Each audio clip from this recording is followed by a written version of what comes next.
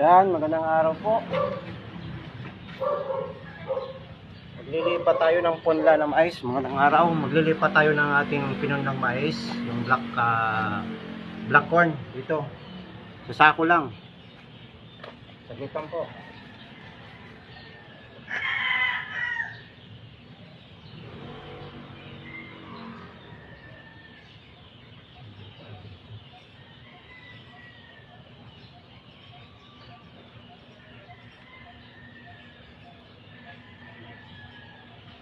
Ito, ating black corn ito po.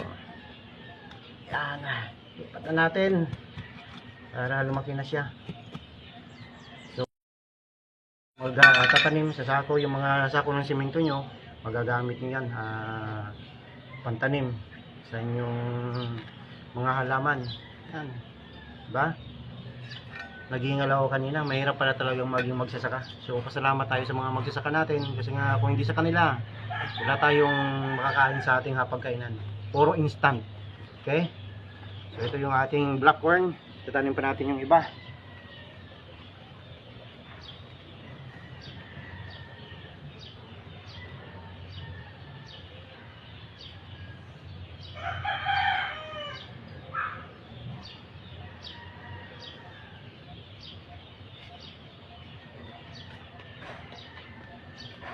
Yan.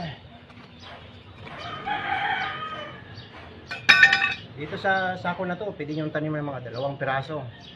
Pero since ito pa lang naman yung tumutubo, so sige, isa muna. Sana mabuhay.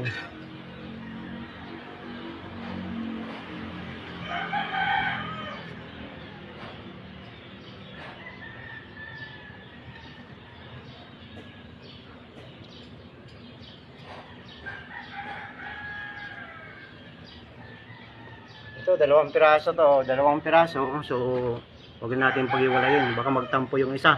Ito, baka magtampo yung isa. So, pagsamahin na lang natin.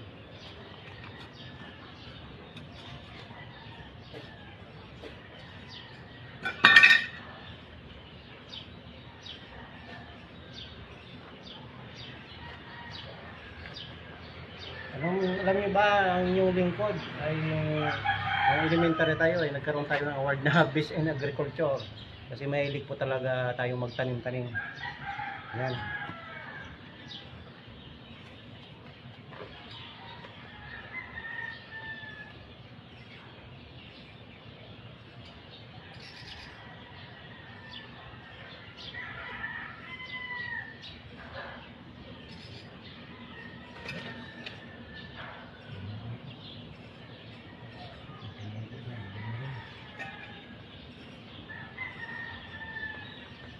Basta lang natin.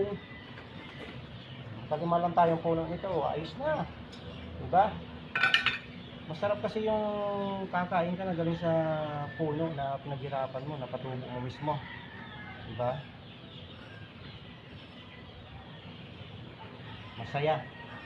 Yan.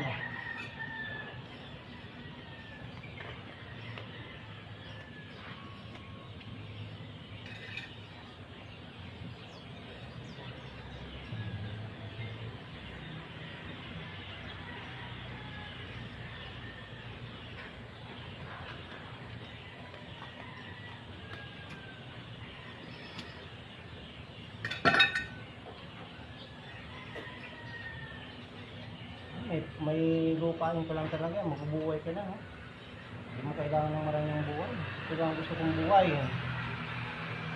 Simple lang. May natataniman, gano'n. So, sige po, mamaya itatransfer ko yung iba, yung papaya naman.